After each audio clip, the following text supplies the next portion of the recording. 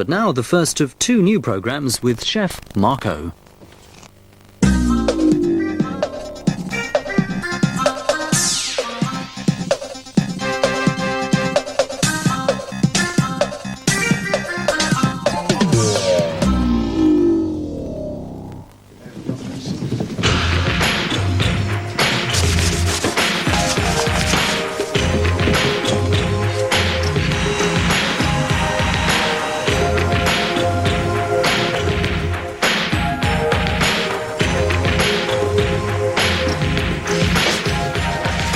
Catering world, Marco Pierre White is an infuriating rebel because of his very success.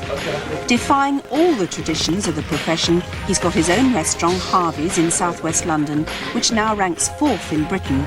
And at only 28 years old, he's been awarded his 2nd Michelin star. Hello, sir.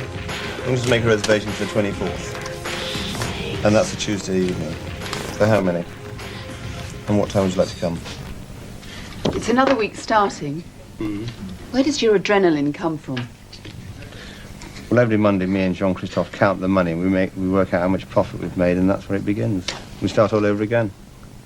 Okay, so what is the profit? I don't know. Jean-Christophe hasn't entered the figure. Does having a Sunday off, revitalise you, or does it actually make you feel even worse? Having a Sunday off. It's not really long enough, because every Saturday we always go to Chinatown in some of the boys for dinner. So we leave here about 2 o'clock, get home about sort of 4 o'clock. Like yesterday, you stay in bed all day. Might watch a bit of TV in the evening. And then before you know it, it's back to work again.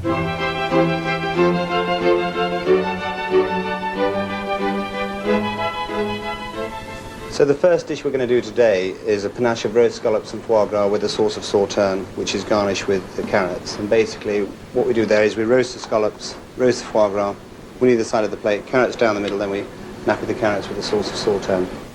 So the first thing we've got to do is to actually open the scallops and remove the scallop in one actual piece rather than breaking it up, because then we won't get the nice discs. So put the knife in, 45-degree angle, down. And then under this muscle here, what we do is take that, the top, then in between there, push it out, so it comes out in one nice whole piece. Remove the muscle for the sauce. There you go.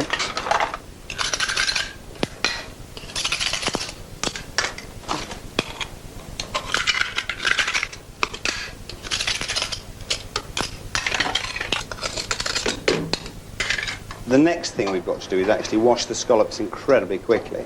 Because if we just left them in the water, they're like sponges, they just absorb. And if that happens, then what happens is the flavour of the actual scallop is diluted. And then they're no good to man a beast, really. Well, they are, I suppose, but no good to Harvey's. So what we do is we take a few at a time, very gently. As you can see, Philip, just wash them. So they've been in the water about 5 seconds. See, and as you can see, they're totally clean, removed. Need sand. We take some out very quickly. They've all been dried. They're all been lined up nicely, so they retain their shape. And when we want one, we know we've got a nice firm scallop, which is full flavour. The next thing we must do is actually cut the scallops. Some people cut them that thin, some people cut them that thin.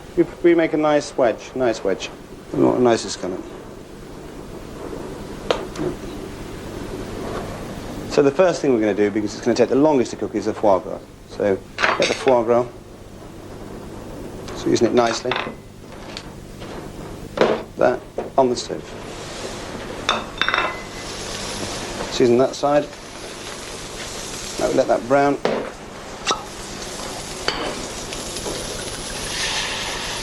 Sauterne sauce. So reduce the sauterne down to a glass. Add the same quantity again, bring it to the boil, Montier beurre. Why do that? Well, the first reduction reduces, you've got a concentrated flavour. The second one dilutes it. Bring it to the boil, so it's not too strong. Whisk in the butter. There you are.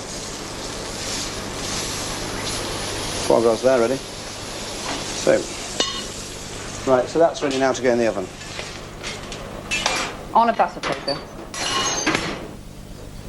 Okay, you can see we've We put the second batch of salt in, brought it up to the boil, and now we just whisk in the butter to texture. You want no reduction as the second stage? No, just brought to the boil, just to burn off the alcohol. Bit of lemon juice. Bit of seasoning.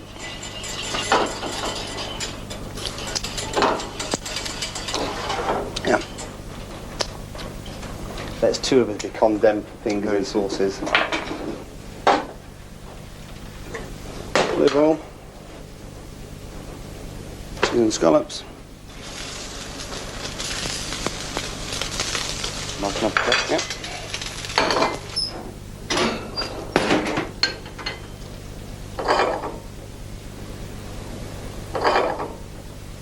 As you can see now, we're resharpening the carrots, just to warm them back up so they're still al dente.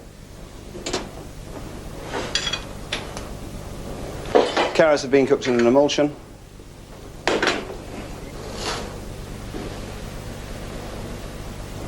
And what we do is remove scallops. There you're going the wrong way for it. How did you arrive at the layout, Marco? The trellis from the edge of the plates, that's where we got the idea from. The plates did the work for us. It's a lattice, so we copied the lattice with the carrots. Came down, found out it worked. Hard to get it right in service, but it took a bit of time. Then we take the foie gras. And the hot foie gras goes down one side. Back with the carrots. Straight over the carrots.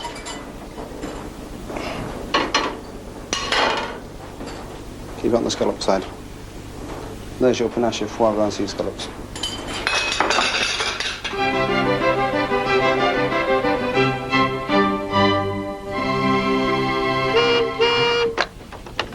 Harvey's, good morning. When would you like to come, madam? I can't do you. I'm full. I've got to do you. I'll tell you what I can do for you. I can do you at 9:30. You're desperate, are you? Would you like to give me your number? And your bedroom number? That sounds rather nice. Room 20. I'll have you a nice table. Bye-bye. Harvey's Restaurant, good morning. Have you got the right number for the head chef? Who would you like to speak to? Yes, we've got 3 of them. If I could ask you to confirm that day in advance. On the Monday. Thank you. Bye-bye. It is Marco White speaking, yes. Bye-bye, sir. Hello, Avis. Who is calling? I'm sorry, Marco is in Paris today. He is. He will not be back until Tuesday the 30th. Yes. You can ask me anything. But whether you get an answer is another question. It's finished now. Hello, Avis Restaurant. Will you please stop ringing up, Avis? You drive me crazy, okay? Bye-bye.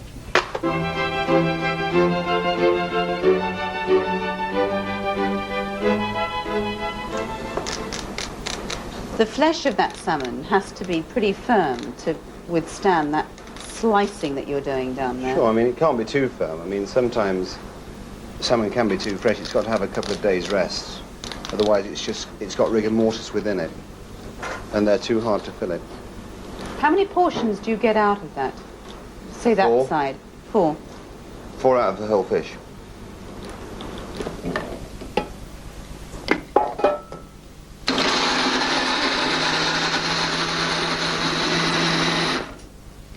So that's the first stage for the beurre de tomate or the tomato butter sauce. Basically, we've got the little cherry tomatoes. We put them in the liquidizer, skins, seeds, everything. Liquidize them for about 30 seconds, just to break down the pulp. And then what we do is we actually pass them through a very fine sieve to remove them. And it's just tomatoes and butter, this sauce? Just tomatoes and butter. A little olive oil. So we have the tomato puree here. which is brought to the simmer, and then it's liaised with olive oil and butter, finished with a little seasoning, little orange juice, tomato concasse and fresh truffles. And then the salmon's poached for about 2 minutes in goose fat. Goose fat Goose with fat. fish. It's got a nice subtle flavour, and it gives the salmon a great flavour. And salmon's a very oily fish anyway, so it's not if it's turning it into grease, because it's only poached in there, and it's removed out, and no flavour's lost.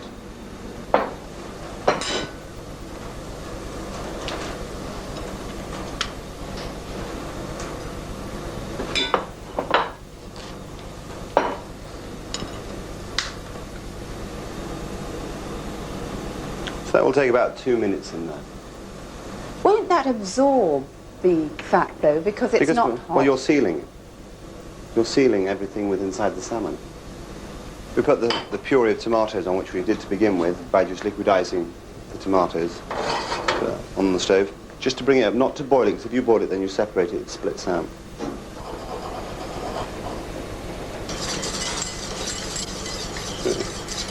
Add the butter. It seems to me that your dishes are getting simpler the more confidence that you gain. Simplicity has been always the secret to everything. It really has. The more you add, the more you're taking away, really, so you've got to know when to stop. So we've got the texture nice and velvety. Then we add a few truffles, just to give it that earthy flavour. It's so fresh, just to get the balance. It smells very powerful. A little tomato concasse.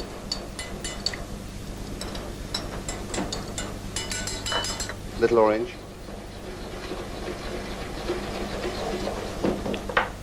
Little pepper. Little salt.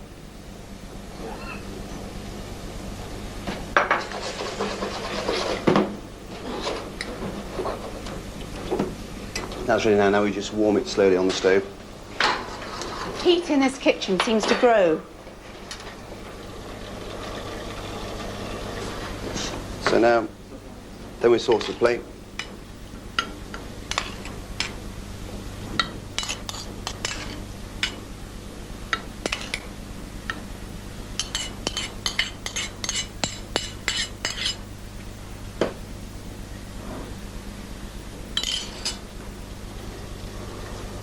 Salmon. Then we have the scallop of salmon with the tomatoes and the truffle.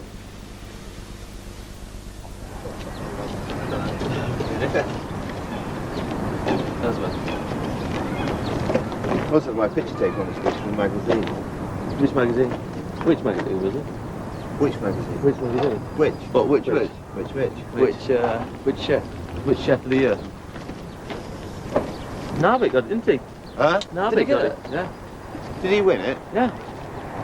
He was there last year as well, 2 years ago. Well, When I was a kid, I used to do a lot of fishing. Every week I used to fish 2-3 times a week.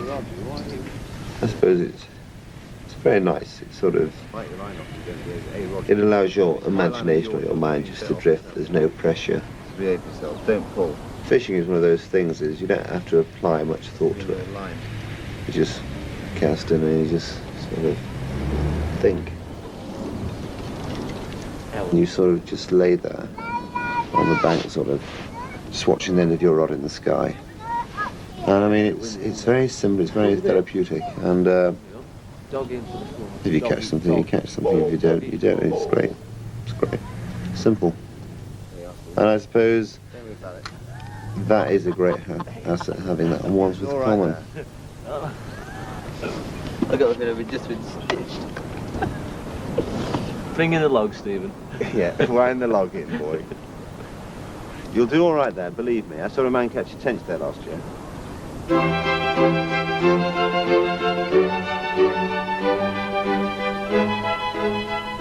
Okay, the next dish we're going to do is a very, very simple dish.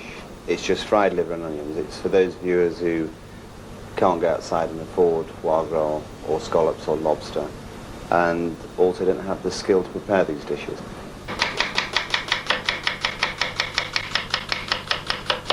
Two-star chefs, of course, never cry, especially when they're peeling onions. The only time I can imagine a two-star chef crying is either if he goes from 2 to 3 or from 2 to 1, whichever way. Calves, liver and onions. Great marriage. Half of Britain was brought up on it. But not calves liver, of course. Depends where you came from.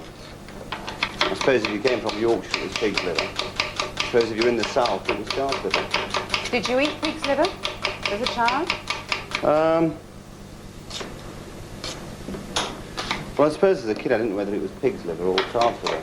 But now, thinking back to when I was a kid, it can't be calf's liver. You didn't like it? I don't think... No, it was horrible. So you take a little butter, just a little, don't need that much. That's for the onions, is it? Yeah. So first we've got to melt that.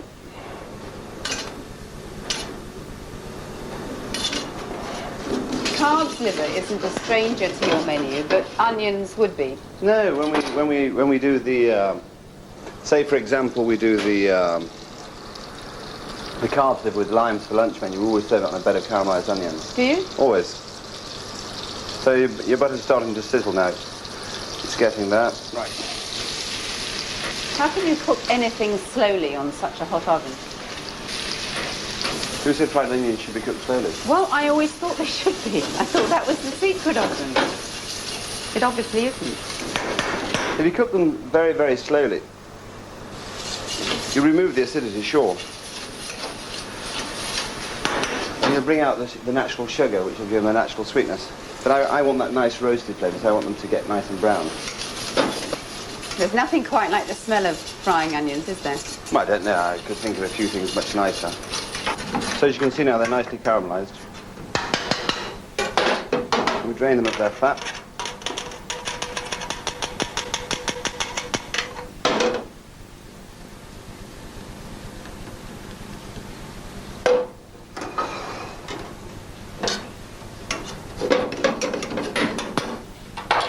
I personally like a touch of vinegar.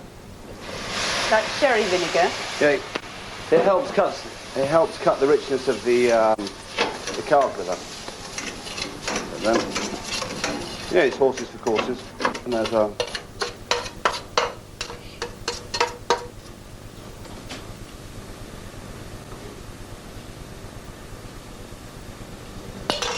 So the first thing we do to the calf's liver is actually salt it.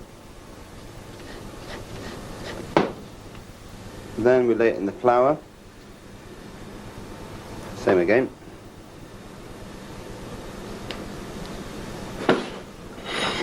Then we turn it over in the flour and coat it nicely.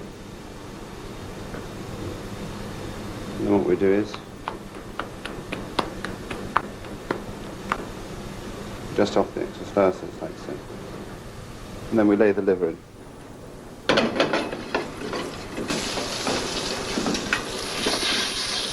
So just check to see it's caramelised nicely.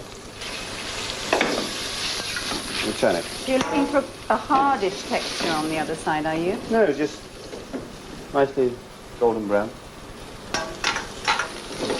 And pink inside? Pink inside.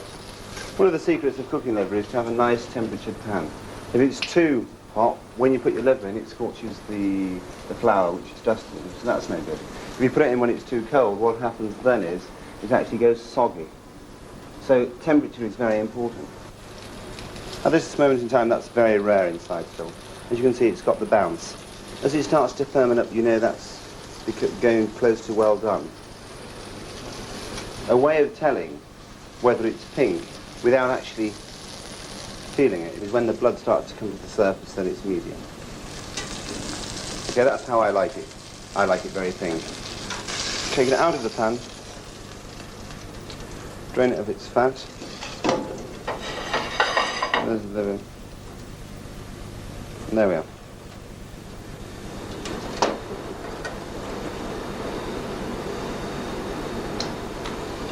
Nice with the onions and vinegar. Oh, it's the business. Especially with the vinegar, it brings the onions out. Where'd you get it from? What? Albert Room. I found it. Do you know who it belongs to? My mentor. The business. Our mentor. Our mentor. The man. The boss. I'll bet.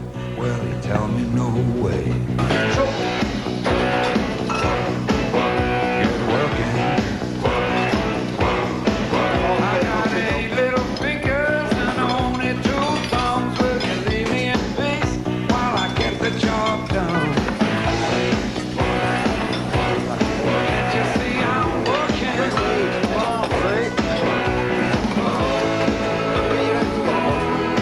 Come on, you get up. I'm working on it.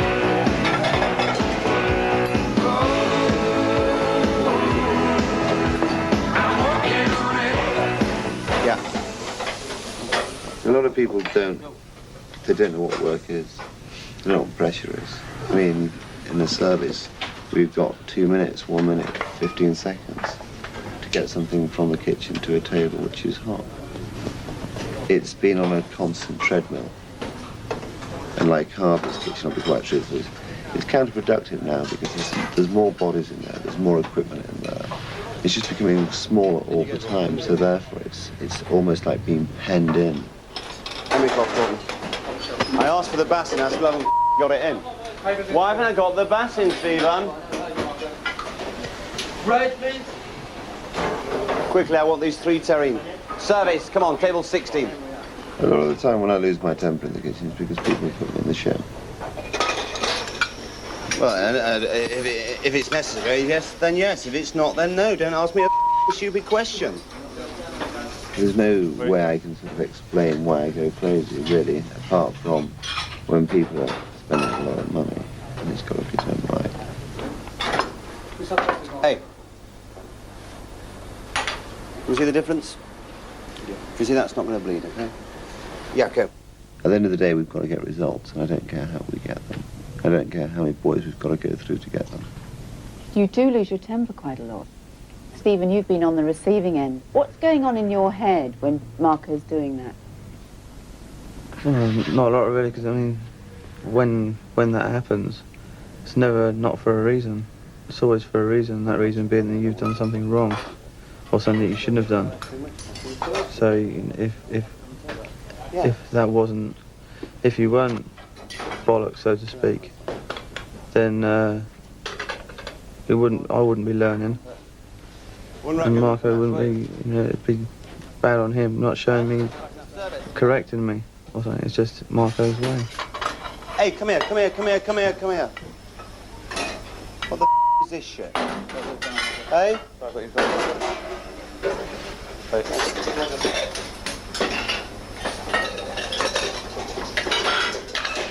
If you want to do things like that, go to a florist. Yeah.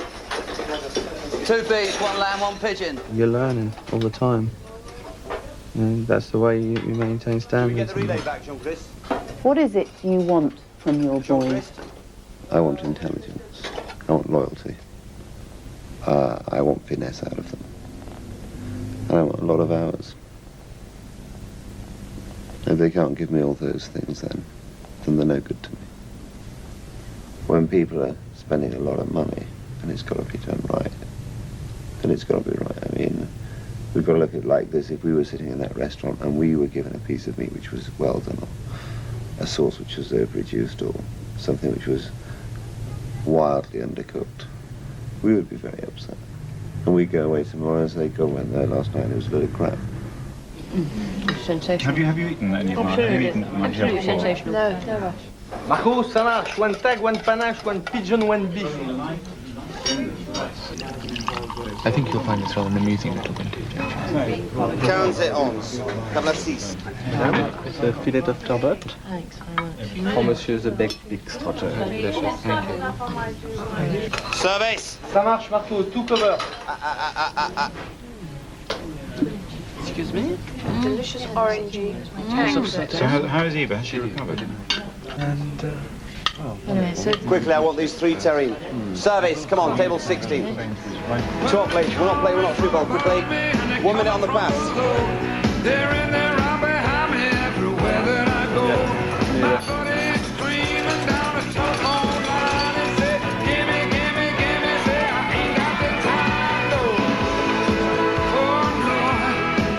And Marco will be back at the same time next week.